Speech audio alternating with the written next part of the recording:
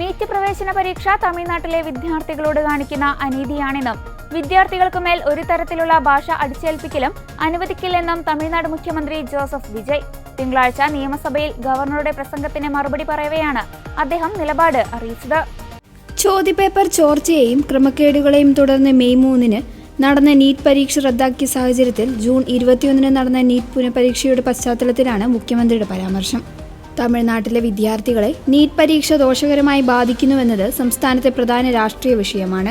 NEET സമൂഹത്തിൽ അസമത്വം സൃഷ്ടിക്കുന്നു. ചോദ്യപേപ്പർ ചോർച്ചയും പരീക്ഷാ സമ്മർദ്ദം മൂലം തമിഴ്നാട്ടിൽ 2 വിദ്യാർത്ഥികൾ ആത്മഹത്യ ചെയ്തതും ചൂണ്ടിക്കാട്ടി അദ്ദേഹം നീറ്റ് റദ്ദാക്കണമെന്ന് ആവശ്യപ്പെട്ടു.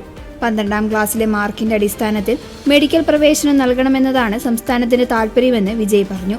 പരീക്ഷാ സമ്മർദ്ദം മൂലം വിദ്യാർത്ഥികൾ ആത്മഹത്യ ചെയ്യുന്ന സാഹചര്യങ്ങളെക്കുറിച്ച് അദ്ദേഹം ആശങ്ക പ്രകടിപ്പിച്ചു. തമിഴ്നാട്ടിൽ ഹിന്ദി അടിച്ചേൽപ്പിക്കുന്നതിനെതിരെ ശക്തമായ നിലപാടെടുത്ത മുഖ്യമന്ത്രി തമിഴും ഇംഗ്ലീഷും ഉൾപ്പെടുന്ന നിലവിലുള്ള ഇരുഭാഷാ നയം തന്നെ സംസ്ഥാനത്തിന് മതിയെന്നും പറഞ്ഞു.